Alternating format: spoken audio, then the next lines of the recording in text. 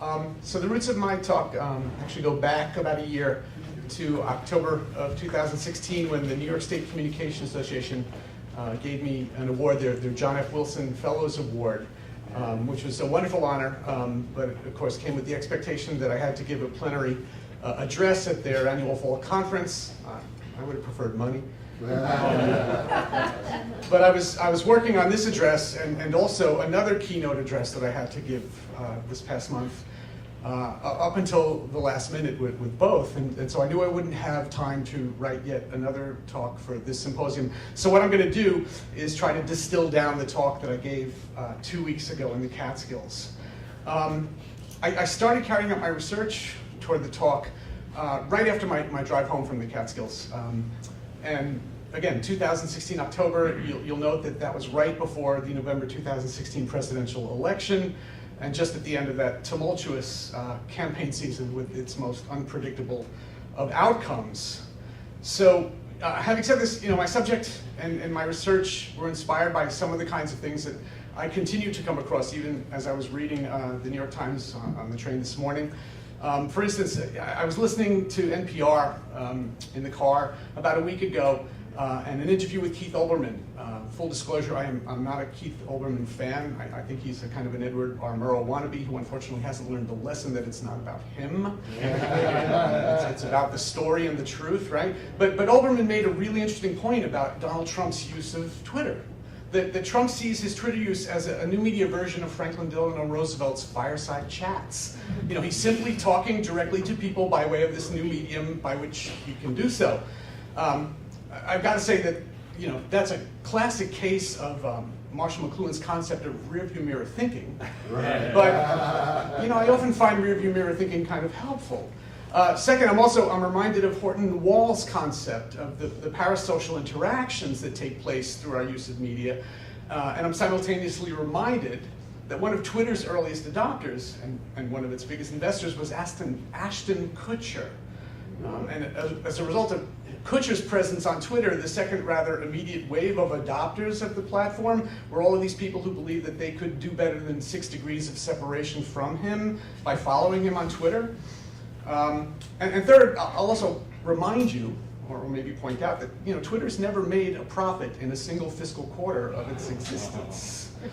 Even better than this, maybe some of you caught and read an article in the Times just over a month ago entitled "Facebook's Frankenstein Moment." The gist of the article is that Zuckerberg and his team have created and unleashed a monster that is no longer in their control. That the platform's algorithms and a substantial number of its supposed 1.3 billion unique users on the planet have gone rogue.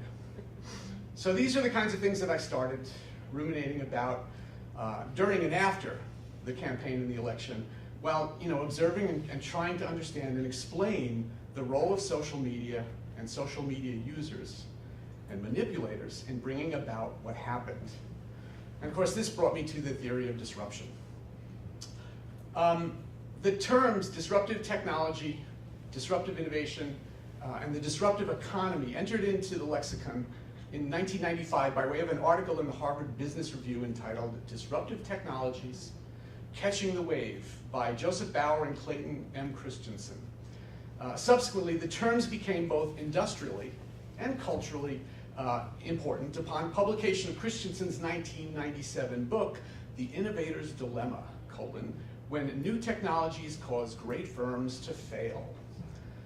So these ideas have since permeated the insular and myopic world of Silicon Valley and Silicon Alley among the venture capitalists and angel investors and all of the tech-oriented grads of Stanford and Caltech and Berkeley and Harvard and MIT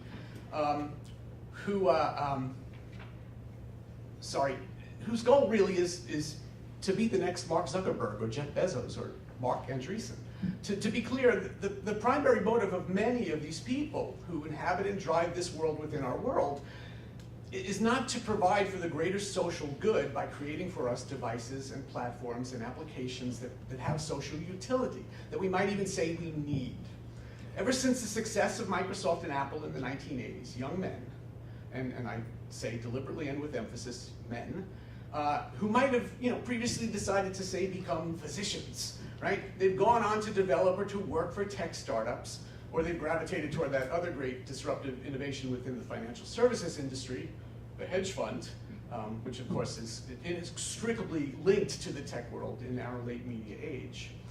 In other words, when we think of the obvious disruptive innovations that fall from the tips of our collective tongues, Airbnb, Uber, we're all aware of the promotional spin that is how they provide opportunities for people to make a living and convenience for the rest of us.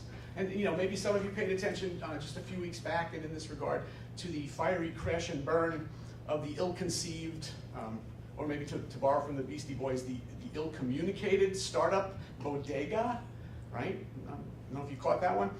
What all of the marketing and promotion and pitch language covers up, though, is that the guys who write the code, along with the relatively small numbers of people who work for them, and who then attach to the code, the secure credit card transaction code, and thereby have access to the rest of your digital record and history, they're not interested in anything other than that, in you finding convenience and coolness in it, and as a result, in the vast sums of money that they're going to make with minimal work and effort once we all have the app installed on our phones.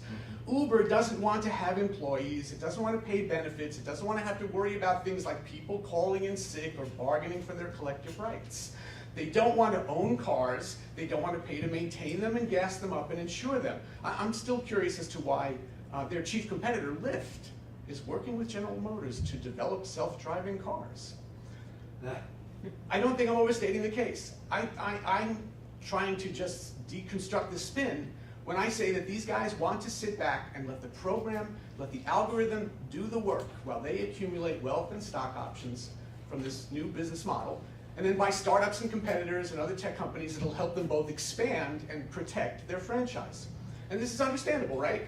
In an age of extravagant expectations and ambitions, under an ideology that is anti-union and thus anti-worker, and in a government and business climate that has been, since the late 1970s, since the Carter administration, anti-regulation in order to stimulate growth of industries and new industries. And without consideration to what these industries do, how many people they employ, and whether those positions pay a living wage. Right? We should all be entrepreneurs. As an academic, my college wants us to, expects us to think and behave in entrepreneurial ways. So all of this said, what I want to point out about disruptive practices is simply this.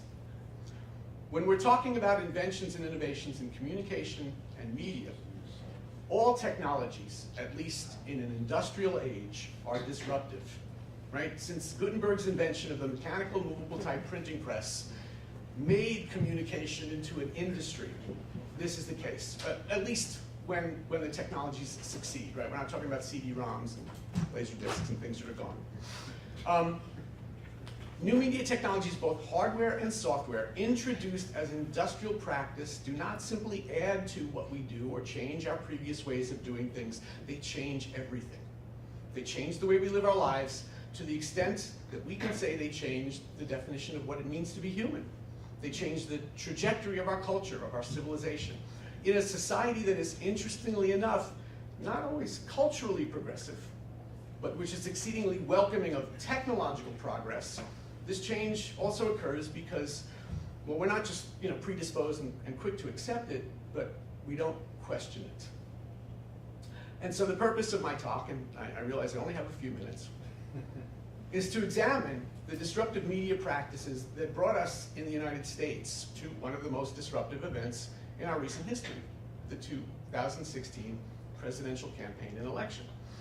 I might also say that these practices have, given globalization and our global village, that they've helped bring about the rise of authoritarianism and far-right movements in a number of countries in the West and in the Northern Hemisphere.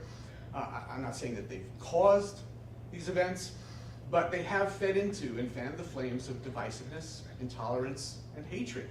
And they've swelled the tendency toward illiberal and uninformed, or at least badly informed thinking.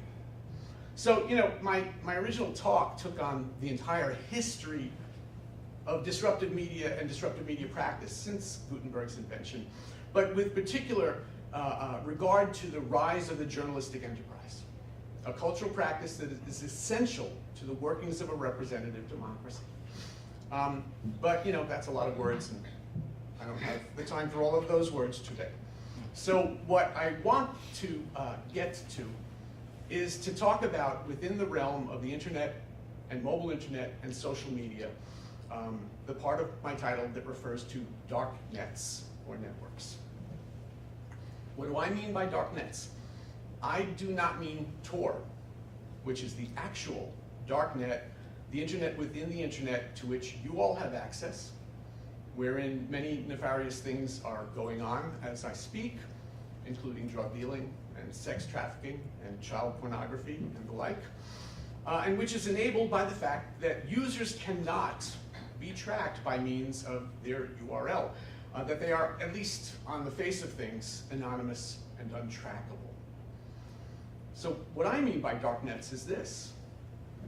As a media educationist, I look back to the 1967 book that McLuhan wrote and created with Quentin Fiore, The Medium is the Massage, where he wrote, and I quote, "Any understanding of social and cultural change is impossible without a knowledge of the way media work as environments." He followed up the point a bit later in that whimsical and very 1960s book by saying the following, writing the following: "Environments are invisible. Their ground rules, pervasive structure, and overall patterns elude easy perception." And in fact, earlier in Understanding Media, he alluded to the same when he wrote, albeit it's a little cryptic here, "The content of a medium is like the juicy piece of meat carried by the burglar to distract the watchdog of the mind." My point in citing McLuhan, and this is a particular interest to those of us who fixate on forms of media and compare and contrast them in order to understand how they work and the cognitive processes that they call forth and amplify, and what are the political and economic and social biases with which they present us, is that the task of making the invisible visible for a time was relatively straightforward and simple. But it's not any longer. It's changed in this age of what we variously call, well, I use Paul Levinson's term, new media, right? It's changed in the face of all of the ways in which we define and consider the media of our present age, because while media tends to be invisible to non-media literate users at face value, in favor of the content that is what people go to and count on and use media for, there's now something additionally that is invisible on a new and a different level. By this I mean not the interfaces, right? But the underlying architecture, the programming, the algorithms upon which these interfaces are designed and built, and that work in ways that make such media more than just functional and accessible. The programming is purposefully designed to insert itself, the sum total of itself, into our lives in ways, and to an extent, not available, not possible, and never conceived as important or necessary in any of our media of human communication before this time. And it is so in ways that users are not aware of and thus do not understand. How does this second dark level of our new media play out? Well, it is mainly played out across the social media platforms that are Facebook, Alphabet, Google's, YouTube, almost, and Twitter. And it is played out in terms of a use of fake accounts, bots, the manipulation of algorithms, and the purposeful blurring of the line between advertising and other content. In short, because I just got the wave, let me finish up. Fake accounts are simple to create. They're difficult to police, and they're bought and sold on a secondary market for what is otherwise an indirectly free service. I have 3 Facebooks. So much for like the 1.3 billion discrete users, right? In the meantime, the presence that is a user, participation, posting, sharing, can be and is often accomplished by bots, by programs that are written once the account is established to perform these actions. Bot-driven accounts are rampant on Twitter. Russia's RT television channel, early on and enthusiastically created a YouTube channel in order to carry its programming, including specially created programming, to YouTube viewers around the world. It became the first organization to surpass 1 billion views on YouTube in 2013. More importantly, though, it did so by riding the algorithm, by deliberately uploading viral videos that were not its own, but which earned likes and longer watch times that YouTube's algorithm rewards with better placement among search results and recommendations. And finally, just last week, it was reported that lobbyists from the tech industry had begun mobilizing to fend off regulation and legislation that would require them to disclose the sources of advertising that they sell in post. Why would they not want to do this, right? Why should new media and social media companies be any different than media companies before, which made a clear line of demarcation between editorial comment and advertising? Well, again, I'm out of time, but to close, the metaphorical meaning from Doug Rushkoff's argument in his book, Program or Be Programmed, is not that all of us should become programmers, but that we cannot allow ourselves to be programmed, to be used. And yet, the new media that program us make media education both a more difficult and a more critically important endeavor than ever before. Thanks.